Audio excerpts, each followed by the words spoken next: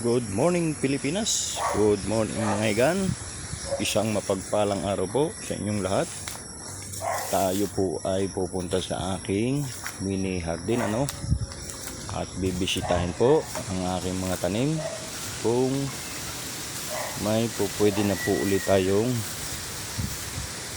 pitasin na okra So yun mga igan bungad pa lang Ayan. Patuloy pa rin ang kanilang pamumunga at pamumulaklak So yun mga igan pwede nang pitasin. Ilan pa. Ayan mga igan.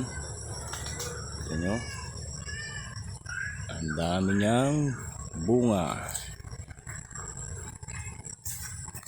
Ito pa medyo malaki na ito. Titingnan po natin kung pwede pa. Hindi pa magulang siya mga igan. Hindi pa siya magulang. Ito pa sa kabila. Ayan mga igan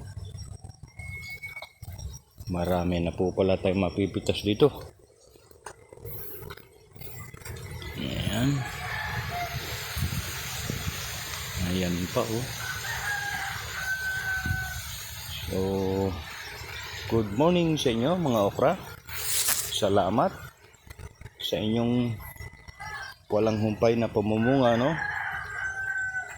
At ito ang aking mga tanim na kamatis. Isang itong punong ito medyo mataas na po siya So good morning mga kamatis. At yung mga tanim ko pong talong. Good morning mga talong.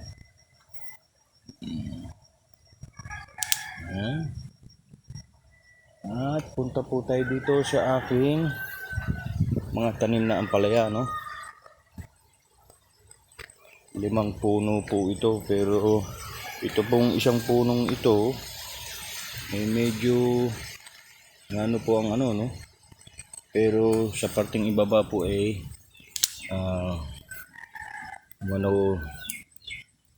sumibol po siya ng panibago So ito mga igan, yung mga kasamang puno niya na mga nasa balag na Ayan.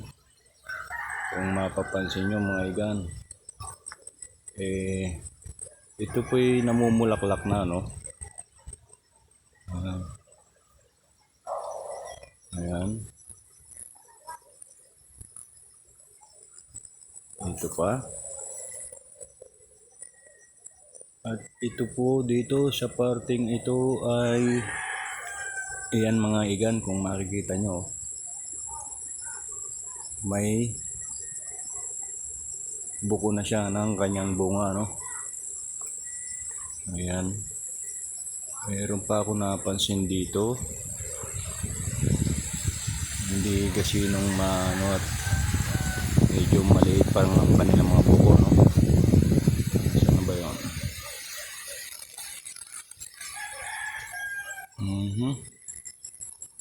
So yan mga igan, kung mapapansin nyo nagsusulputan ng kanilang mga bulaklak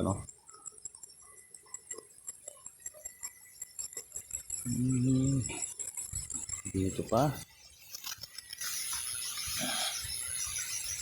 So yan mga igan, ayan bulaklak. At ayun yung isang buko niya So thank you sa inyo mga ampalaya. Ito pang isa. Ayan At ako'y binibigyan nyo na ng bunga So ito naman po sa isang ito ay meron na rin ako napansin ditong isang buko Ayun. Ayan mga igan At meron din po akong isang tanim na patola Yan po ay nakarating na rin sa tuktok ng balag. So yun mga igan, magsasalo-salubong na sila dyan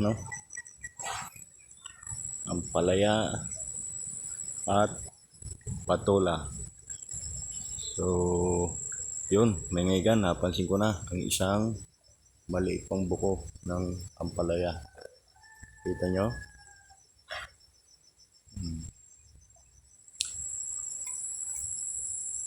So, nakakatuwa lang tingnan mga igan, ano? Gawa ng ang mga itinanim mo nag-uumpisa ng mamunga, no? Ayan, no?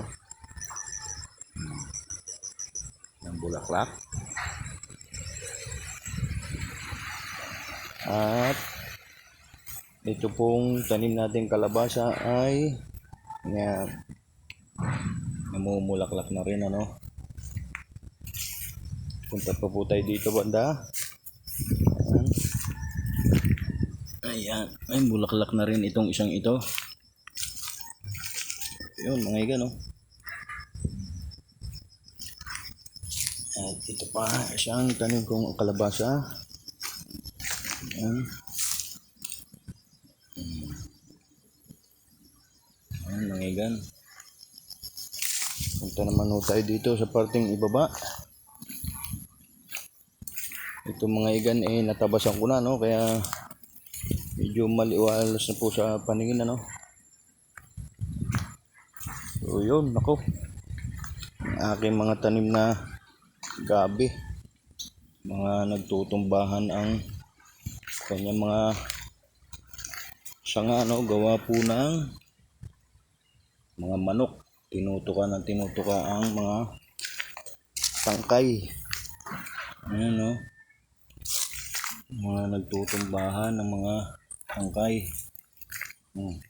Lalo na ito isang ito, tinagtad na ng tuka ng mga manok. Ito po sa parting pinakang ibaba, bisitahin lang po natin ang mga tanim pong ube. Ayan, good morning mga ube. Yan po mga igan.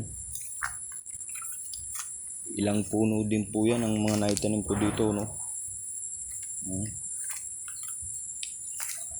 Pa. Yung iba po ay gumapang na, no, sa mga punong nandito.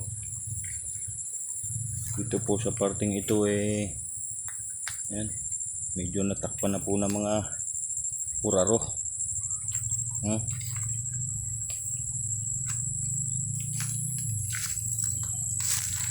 Ito mga igan, no? Ayan, hindi ko na po ginalaw ang mga damo dito at gawa po ng baka madali pa ang mga ano ng ube. Ayan, yung mga nagsigapang na sa ano, gumapang na sa damo tsaka sa ano, sa uraro. So yun mga igan, hanggang dito na lang muli. Good morning.